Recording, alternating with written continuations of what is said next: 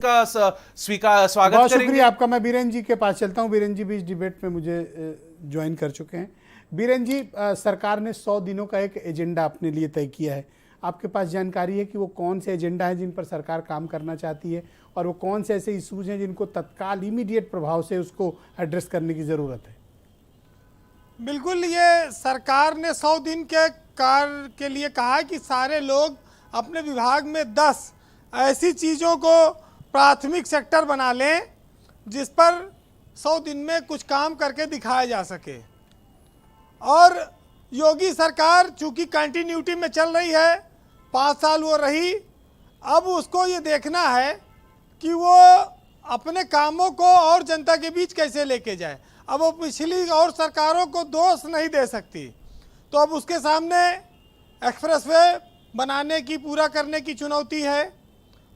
इसके अलावा अगर आप देखेंगे तो भ्रष्टाचार जो बहुत बड़ी समस्या रही है, जिस पर आज कार्रवाई भी कुछ देखने को मिल रही है।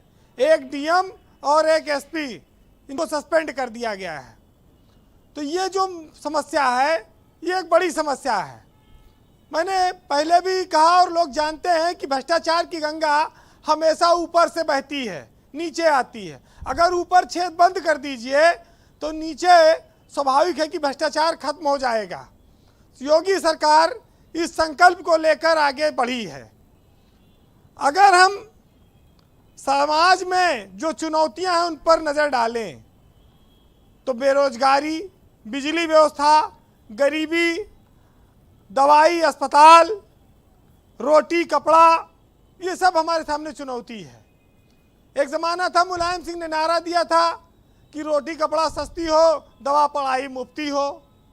तो ये नारा आज भी सस्टेन करता है।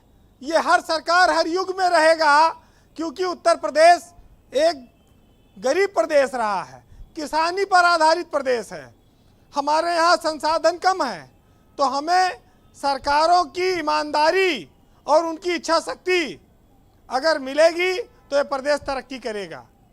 और संयोग है कि जिस चीज़ के लिए बीजेपी ने संघर्ष किया, संयोग से देश में और उत्तर प्रदेश में सब जगह बीजेपी की बहुमत की सरकार है। उसको कोई भी फैसला लेने से कोई रोक नहीं सकता। वो 50 दिन में, 100 दिन में अपने एजेंडे तय कर ले। राज्य सरकार के पास पेट्रोल डीजल महंगाई कम करने का बहुत सारा अधिकार नहीं होता है, लेकिन उसके पास अस्पताल सही करने का, दवाई देने का, स्कूलों की फीस को नियंत्रण करने का, धान की खरीद की धांधली को ख़त्म करने का, ऐसे तमाम सारे अवसर हैं जो हमेशा सरकारों की किरकिरी कराते हैं, मुद्दा बनते हैं। सरकार चाहे तो उस पर काम करे। मंत्री नई गाड़ी न खरीदें, भ्रष्टाचार को रोकें जी, मितव्यता बरतें, विदेश यात्रा न करें, ये सब चीज़ें तो आती रही हैं। इसमें कोई उपदेश देने की बहुत आवश्यकता नहीं है। ये सरकार में योगी के जो कार्यशैली से परिचित हैं वो जानते हैं, और उसके ऊपर सबका वित्त विभाग बैठा, बिना उसकी अनुमति के कोई कुछ कर नहीं सकता। लेकिन जब ईमानदारी सरकार और मंत्रियों के आचरण में झलकने लगती है तो उसका भरपूर फायदा जनता को मिलने लगता है, क्योंकि नीचे बेईमानी करने वाले लोग डरने लगेंगे।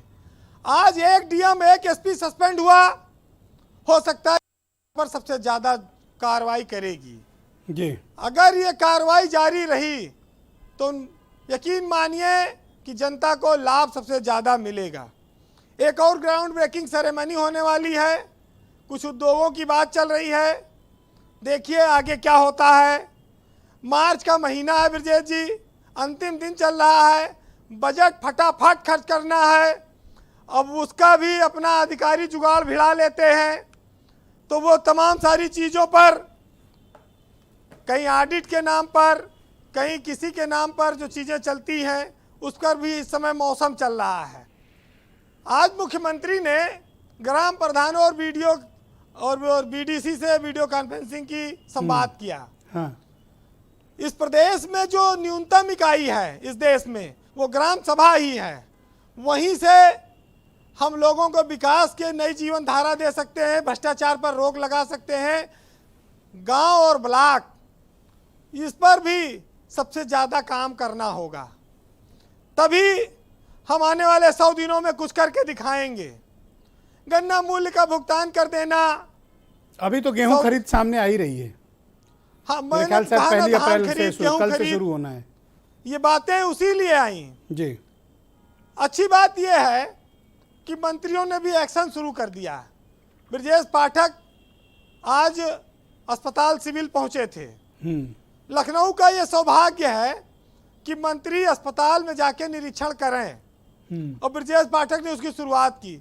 पूरे प्रदेश के मरीज आते हैं, कोई गलियारे में लेटा है, कोई स्ट्रेचर पे लेटा है, किसी को स्ट्रेचर नहीं मिला, कोई हाथ टूटा करा रहा है, चिल्ला रहा है, क्योंकि बहुत बड़ी संख्या में मरीज यहाँ आते हैं। उनको उच्च कोट के जो सुविधाएं हैं इलाज की, वो जिलों में नहीं मिल पाती, वो रेफर होते हैं।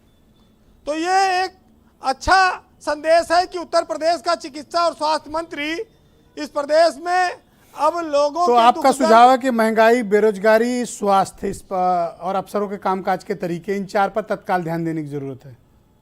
बिल्कुल ध्यान देने की जरूरत है। और इस पर ब्रजेश जी आज काम हुआ है। डीएम एसपी का उदाहरण आपके सामने है, ब्रजेश पाठक का काम आपके सामने है। इस बार योगी सरकार बदली हुई लगेगी, ऐसी उम्मीद की जा रही है। ये वो सरकार नहीं होगी कि अधिकारी मनमाना कर लें, कुछ भी चला दो, अधिकारियों का कुछ बिगड़ेगा नहीं। टीवी में चल जाए, अखबार में छप जाए, अधिकारी उसको नजरअंदाज करके बच जाएगा। ऐसा लगता है इस बार सख्ती ज़्यादा होगी और जनता को स्वाभाविक इसका लाभ मिलेगा। भ्रष्टाचार का गठजोड़ नेता और अफसर का जब हो जाता है तब जनता लूटी जाती है, और अगर नेता गठजोड़ में शामिल नहीं, अलग हो गया, तो अफसर की हिम्मत नहीं हो, कितना बेईमानी कर लेगा।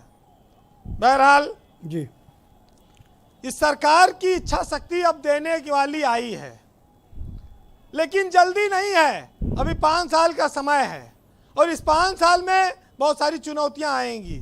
कानून व्यवस्था, लूट, हत्या, डकैती, महिला अत्याचार, ये हर सरकार के सामने आया। किसी सरकार के पास कोई जादू छड़ी नहीं घुमा देगी। उसको बस ये है कि वो अधिकारियों से गुमराह ना हो, एक्शन सही हो, ये करना होगा। और ये 100 दिन क्या, 25 तो शपथ हुई, आज 30 है, 5 दिन में 2 अधिकारी, 2 IAS IPS निपटे हैं, तो ये माना जाए कि इस बार कुछ बदलाव दिखेगा। जी वीरेंद्र जी। बहरहाल एक साहित्यकार ने लिखा है कि मैं आखिर कौन सा मौसम तुम्हारे नाम कर देता, यहाँ हर एक मौसम को गुजर जाने की जल्दी थी, और शोहरत की भूख हमको कहाँ लेके आ गई। हम मोहतरम भी हुए तो किरदार बेचकर, वो शख्स सूरमा है मगर बाप भी तो है, रोटी खरीद लाया तलवार बेचकर। बहुत शुक्रिया आपका वीरेंद्र जी, बहुत बहुत धन्यवाद। बहनों भाइयों, कू ऐप पर